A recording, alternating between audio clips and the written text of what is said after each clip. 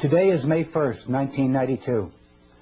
The subject of this video message is the UNCED Earth Summit, the meeting which is to begin on June 1st, 1992 in Rio de Janeiro. The acronym UNCED stands for the United Nations Committee for Environment and Development. It is pronounced UNCED, and perhaps indicating the secret agenda of this meeting. This is the logo of the Earth Summit. This is not a dove in their Earth Summit logo. It is a hand, and the hand is holding the world with the slogan, "In our hands," alongside of it. In whose hands? Who is the we in this motto? The hands of the world order. These elitists convened this UNCED meeting in the first place, and for a bad purpose. This video will show strong evidence that the persons running the UNCED Earth Summit are actually setting a net to place the power over the Earth and its peoples into their hands. Brave, bold deeds by the citizenry are needed quickly. Once a government signs their treaties, their citizens are, de jure, in the hands of the world order. There's that motto again, in our hands. Whose hands? The same world order families that planned World War I and World War II, that tricked the third world countries to borrow funds and rack up enormous debts. The same world order that stole much of the money borrowed by Africans and other nations and hid it in Geneva banks. They are the persons who financed Hitler, manufactured the Holocaust, and managed to blame the terrible deeds on the German people. They can be credited with manipulating famines in Ethiopia and elsewhere, and purposely creating war and debt to bring societies into their control. The world order crowd are not a nice group of people. My name is George Hunt. I'm speaking to you from a video studio in Boulder, Colorado. I have attended some of the meetings and caucuses leading to the UNCED Earth Summit. I am a business consultant and a college teacher in small business management. I own an environment company too, and am very familiar with the environment hypocrisy that the world order crowd has taken over the environment movement. I am aware of their plans. Please pardon me as I read my script. I'm not a professional actor, and my memory will not serve me with the things that I want to say. The world environment movement will soon be in the hands of the world order if you and others do not respond with action after you view this videotape. Action may constitute showing this to 5 others. It may constitute showing it to a judge down the street or a city councilman who you know in your town. Pray for guidance, hoping that something good might come of your actions. Somebody is going to set the spark off. I really feel that it is not too late. When I served as an official host at a key environment meeting in Denver, Colorado in 1987, I was surprised to see David Rockefeller, Edmund de Rothschild, Secretary of State Baker, then Secretary of the Treasury, Maurice Strong, Waste Company Chairman and EPA Administrator William Ruckelshaus, UN Secretary General in Geneva McNeil, and various World Bank and IMF officials there. What were the rich elite and bankers doing at an environment congress? Listen carefully.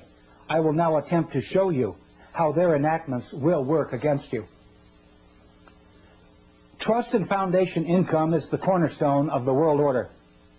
They command politicians to do their bidding, and presidents, judges, and legislators lick their boots.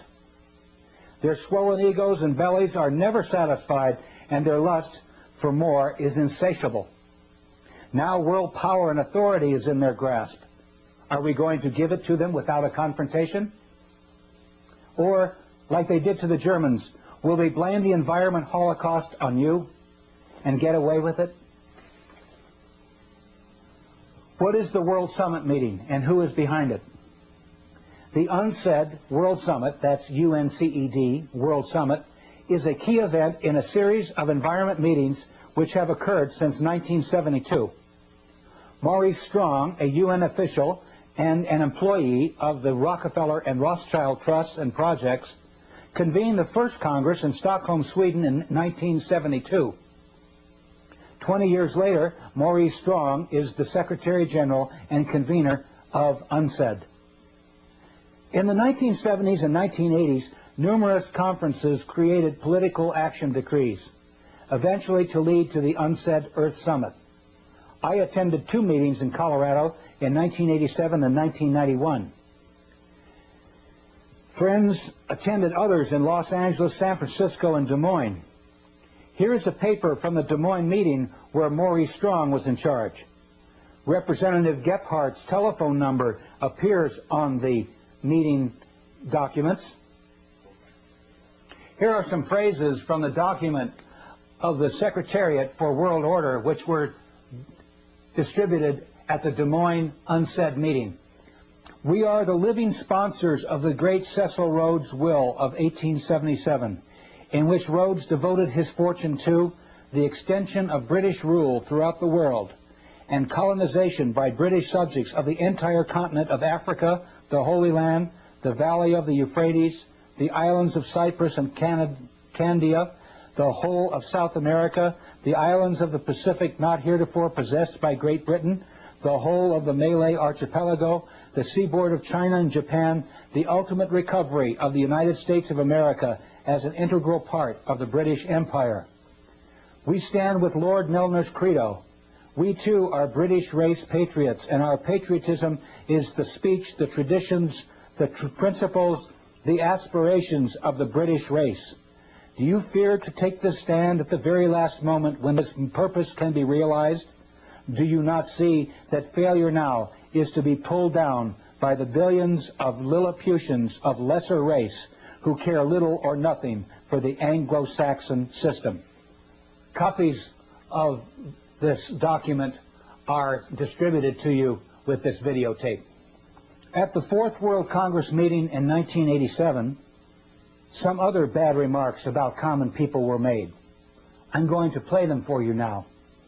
For instance, here is David Lang, a Montreal international investment banker, one of their pack, decreeing that these environment and economic activities of the world order not be shared with the public. He calls us cannon fodder. Listen to this. I suggest, therefore, that this be solved not through a democratic process. That would take too long and devour far too much of the funds to educate the cannon fodder, unfortunately, which populates the earth. We have to take almost an elitist program that we can see beyond our swollen bellies and look to the future in time frames and in results which are not easily understood or which can be, with intellectual honesty, be reduced down to some kind of simplistic definition.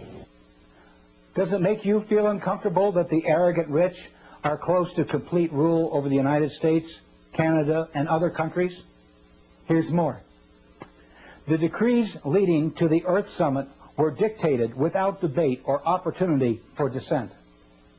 The treaties the world order once signed at UNCED will supersede national laws. Yet I saw the major decrees at the Fourth World Congress dictated into existence by Edmund de Rothschild. You can hear it too. Listen to him dictate.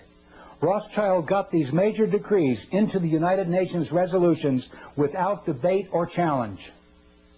But perhaps this conference might like to think more about the Marshall Plan, which had been mooted and put forward very tentatively at the Denver conference. And perhaps this might be the keynote of what you have heard today and what perhaps you might like in some perhaps amended form to have put forward. At this conference, recognizing the needs to protect our ecological and environmental heritage within the concept of the World Wilderness Congress, World Wildlife Fund, and all other bodies involved in the preservation of life on our planet, asked the Prime Minister of Norway, Right Honourable the Gro Harlem Brundtland, as one of the world's leaders of a greatly respected community, to be the promoter of this International Conservation Bank. By her Brookland report, which has been widely circulated to world leaders, she could follow up this report with the recommendations to promote a second Marshall Plan, the third world debt relief, and finance for a stable development. Nobody at that caucus mentioned a second world Marshall Plan or a new currency system to finance a stable development. The World Conservation Bank had not been thoroughly discussed at all. I was denied the opportunity to openly challenge Rothschild's remarks at the caucus by the World Conservation Bank president and meeting chairman, I. Michael Sweetman.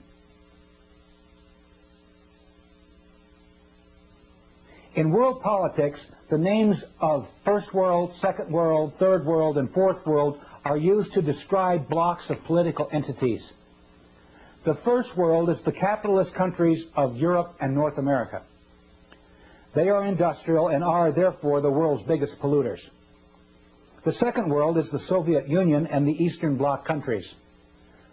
Do you remember Rothschild referring to a Second World Marshall Plan? He was speaking of the Soviet bloc countries, not a second Marshall Plan. He was speaking of the Soviet bloc countries and that they will be rescued by First World money. Europe was granted huge sums of money by the Marshall Plan in 1949, and the Second World will receive billions of North American money in this repeat performance. And guess what banking family will act as the main money changers for the Russian ruble, possibly absconding with billions? The Rothschild Group, of course. Rothschild made these remarks back in 1987, 2 years before the Berlin Wall was torn down. He was bragging to us that he knew the Soviet regime would collapse. Here are some April 1992 news articles about the progress of Rothschild's Second World Marshall Plan. They come from the New York Times, and the world order is right on time. Here is a April 15th, 1992 New York Times headline. $44 billion needed to aid ex-Soviets in 1992, IMF says. It's needed for a shift to the free market. Most of the help would finance imports of food and spare parts for 15 republics. My response to that is, sure. Another article in the international edition of the New York Times, Wednesday, April 29th, 1992, had this to say about Rothschild's Marshall Plan. Although there has been much talk about building a new political order in the post-Cold War world, the events here in the last few days make clear that a new economic order is also rapidly emerging. Washington cannot bankroll a Marshall Plan for the former Soviet republics because the task is so enormous and because the American economy is debt-ridden and no longer so dominant. That is why Washington has asked the IMF to run the rescue operations, which are expected to cost $44 billion this year. Well, Rothschild really called it, didn't he?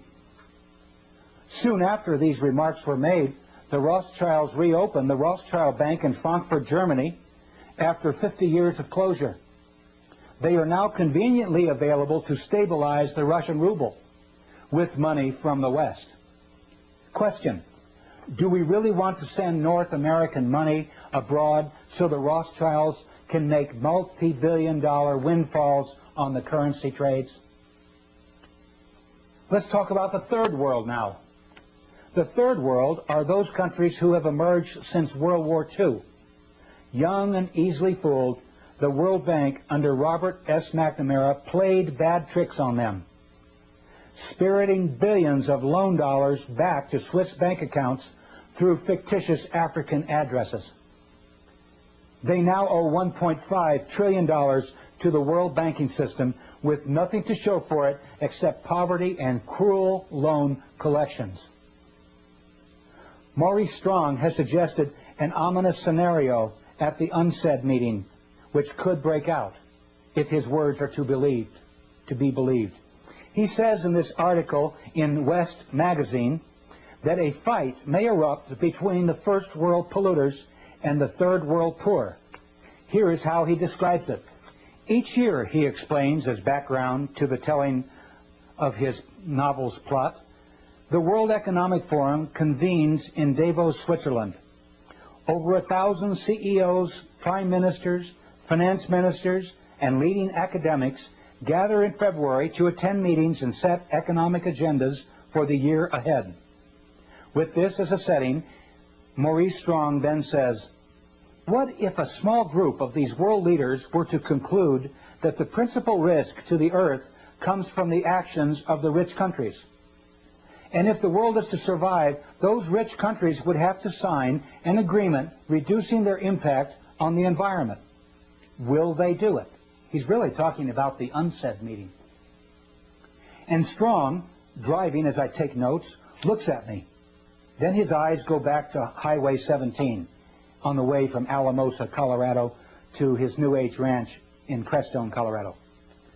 He says, the man who founded the United Nations Environment Program and who wrote parts of the Brundtland Report and who in 1992 will try to get the world's leaders meeting in Brazil to sign just such an agreement savors the questions hanging in the air.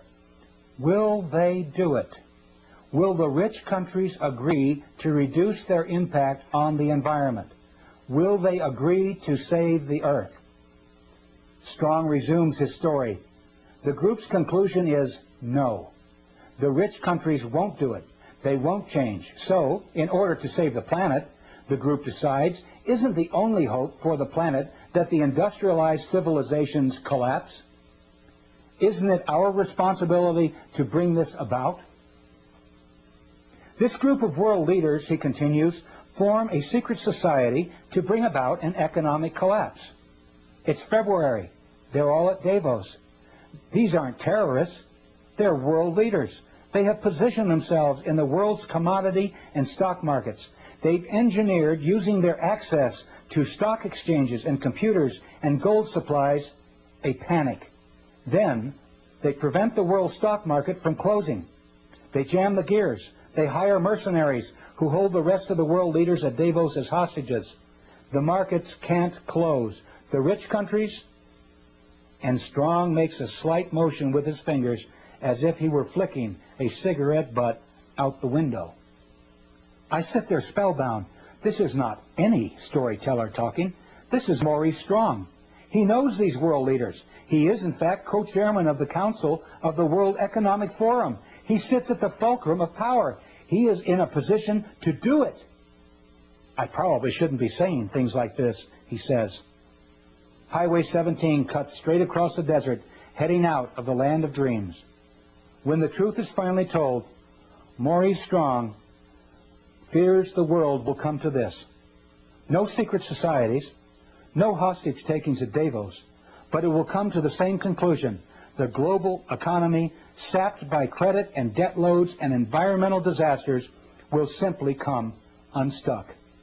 And nothing, not even the inspiration of the Baka, can save humankind from itself. They see the struggles and problems at the Baka as reflections of the problems assaulting the planet. They fear the Baka will be, at best, an oasis in the desert of the future, and at worst, a place where dreams die. Even if Strong is fictionalizing and imagining, why would he even suggest these things? The point remains, something important is going to happen at the UNCED Earth Summit. The fourth world. No one really talks about the fourth world, do they? That's because we haven't seen the fourth world come about. The fourth world came up in the title of the Congress I attended. It was called the Fourth World Wilderness Congress. Maurice Strong said it was called the Fourth World because it was the fourth one of these environment congresses that Edmund de Rothschild had created. I learned later that the world order refers to the coming one world government as the Fourth World. World control by the world order, where there is no more first, second, and third world. Just a boundaryless planet which is called the fourth world wilderness. Yogis and shamans refer to it as the fourth world wilderness, the lostness of the mind. The lostness of the mind refers to the collective consciousness. Persons will be coerced through lies, drugs, fear, and pain to surrender themselves, their egos, to the collective consciousness. The fourth world will be a return to a society much like the Caesars or Babylon or the Fourth Reich. Within the fictionalized societies described in Huxley's Brave New World and Brave New World Revisited and Orwell's classic 1984. We will flourish with only a whimper. The world order wants to create a new society out of the ashes of chaos. A collectivist fourth world complete with a collectivist religion, collectivist finance, and unchecked world national socialism. The world order will offer Gaia, Mother Earth, to the masses as the Big Brother image to worship in the fourth world. Maurice Strong has already set up a 140,000-acre project in Crestone, Colorado, to develop this Earth religion system. Projects are funded by the Rockefeller Fund, among other foundations. The Earth Summit will link environment with industry. The lords of the UNCED conference will be the masters of who gets what and when if we don't do something about it quickly. Who leads the environment movement? The convener of the summit, Maurice Strong, identifies Baron Edmund de Rothschild as the creator of the environment movement. Here are his own words describing Rothschild as the positive synthesis of environment on the one hand and growth and development on the other. Listen carefully as Maurice Strong introduces Baron de Rothschild. So there is no better person. He epitomizes in his own life that positive synthesis between environment, conservation on the one hand, and economics on the other. And I'm just delighted to have this opportunity of introducing to you Edmund de Rothschild.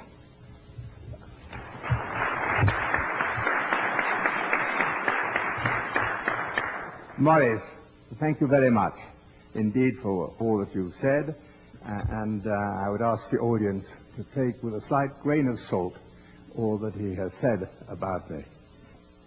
Rothschild is the positive synthesis of environment on the one hand, that's the thesis, and growth and development on the other, that's the antithesis. He very clearly admits that the Rothschild combination, including the Rockefellers and most world capitalists, aim to control the environment and development movement as the synthesis. Power will converge into their hands through the Rio Conference. The synthesis, the head of the power, merges into the House of Rothschild. Another speaker at the Fourth World Conference was David Rockefeller, world energy capitalist and banker. He was named Mr. Growth and Development at the meeting. His counterpart, William Ruckelshaus, organizer of the EPA and creator of its laws under Presidents Ford and Reagan, was dubbed Mr. Environment.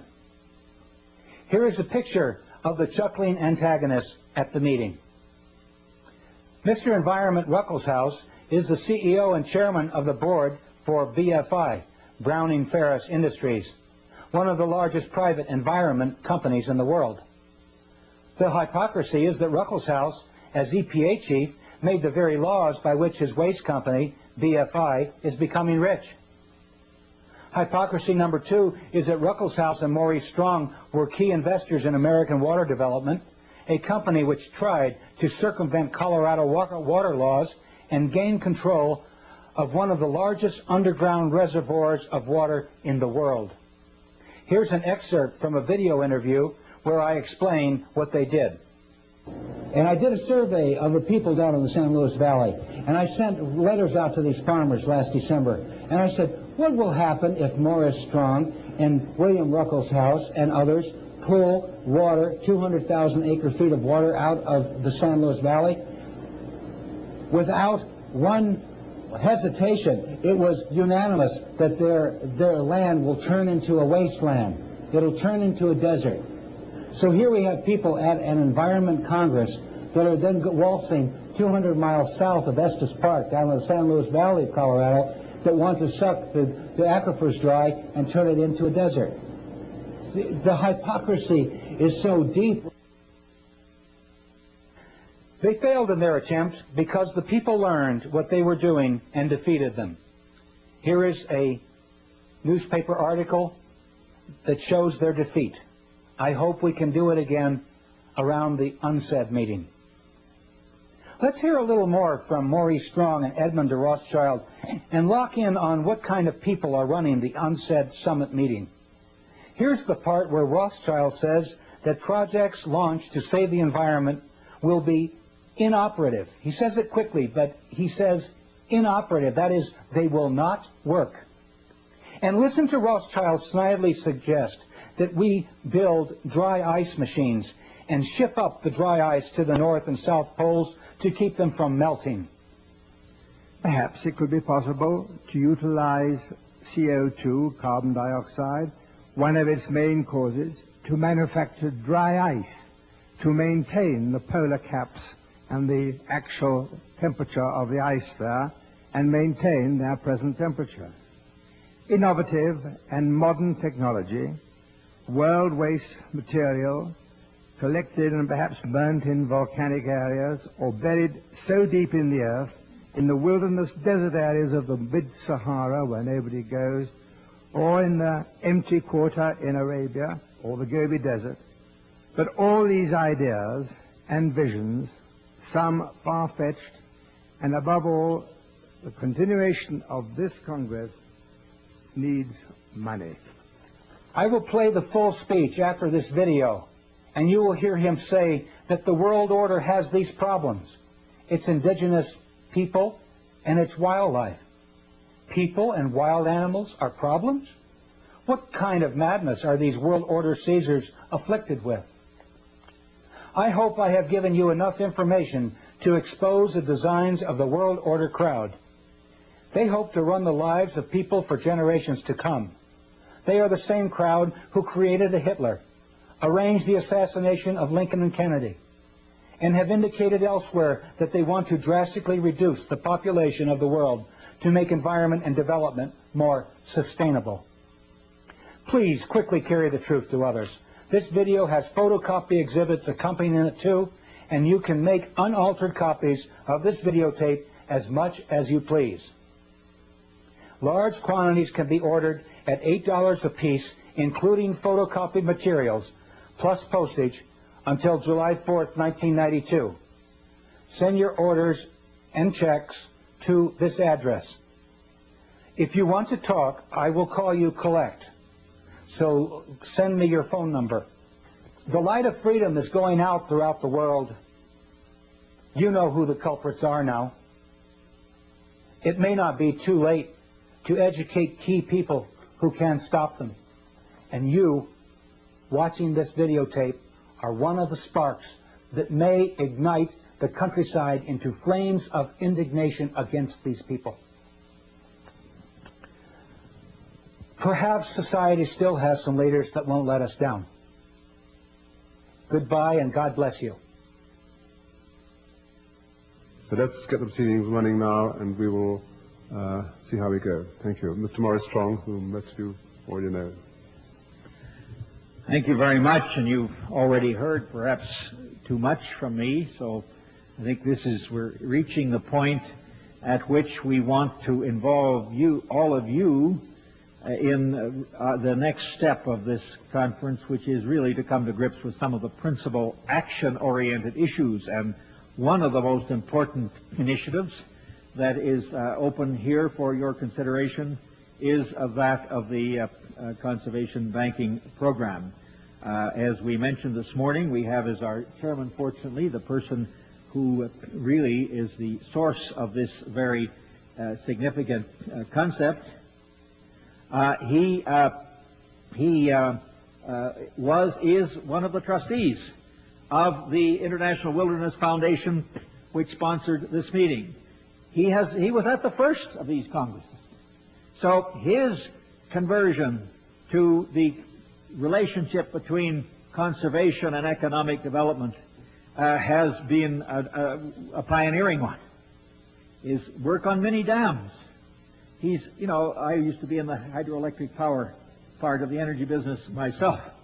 Many of the energy developments that we've seen have come from his early anticipation of our energy needs and his early work in supporting pioneering initiatives to deal with these needs. So there is no better person. He epitomizes in his own life that positive synthesis between environment, conservation on the one hand, and economics on the other. And I'm just delighted to have this opportunity of introducing to you Edmund de Rothschild.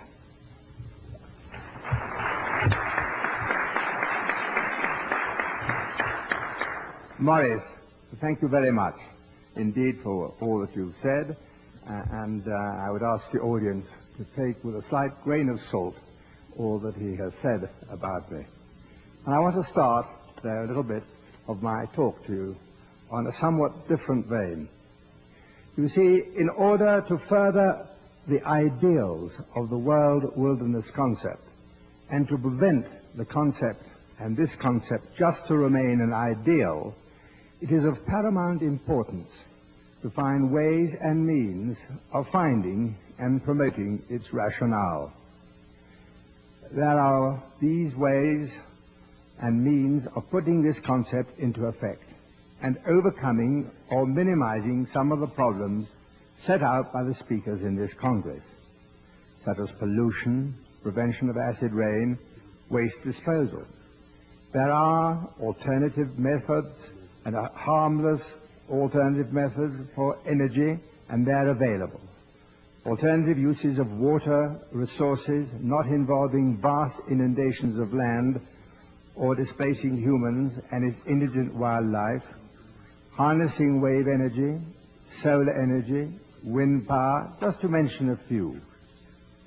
To overcome the chilling, doom-laden prognostications of Dr. Irving Mintzer's greenhouse effect, perhaps it could be possible to utilize CO2, carbon dioxide, one of its main causes, to manufacture dry ice, to maintain the polar caps and the actual temperature of the ice there, and maintain their present temperature. Innovative and modern technology, world waste material, collected and perhaps burnt in volcanic areas or buried so deep in the earth, in the wilderness desert areas of the mid-Sahara where nobody goes, or in the empty quarter in Arabia or the Gobi Desert. But all these ideas and visions, some far-fetched, and above all, the continuation of this Congress needs money. A start has been made by the thoughts and care of one man. Michael Sweetman. His ideas have had lip service paid to them by some of our speakers here during the Denver conference. The meetings now of the new concept of an international conservation banking program involves all sectors of the human community. Governmental and intergovernmental agencies, the public and private agencies, large charitable foundations, as well as ordinary individuals worldwide. Michael Sweetman has written the foreword to this concept. Its final form will no doubt be altered, watered down, or widened. But this convention must put forward this charter.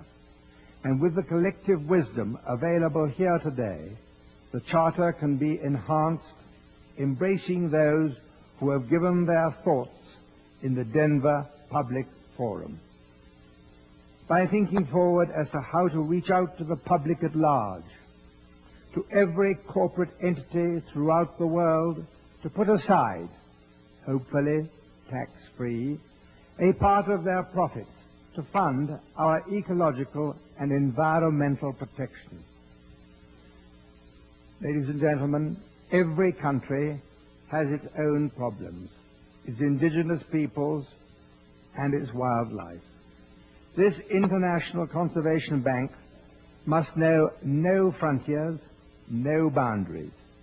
Its funds must be used constructively and not to be challenged into greedy hands or weapons of destruction. I hesitate to link this bank with world wilderness, but I would like to link it with our survival as a human race.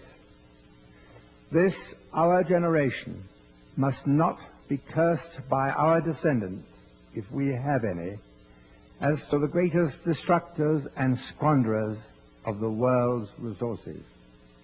That great philosopher and cleric, Teilhard de Chardin, wrote, and I quote, "Man can harness the winds, the waves, and the tides.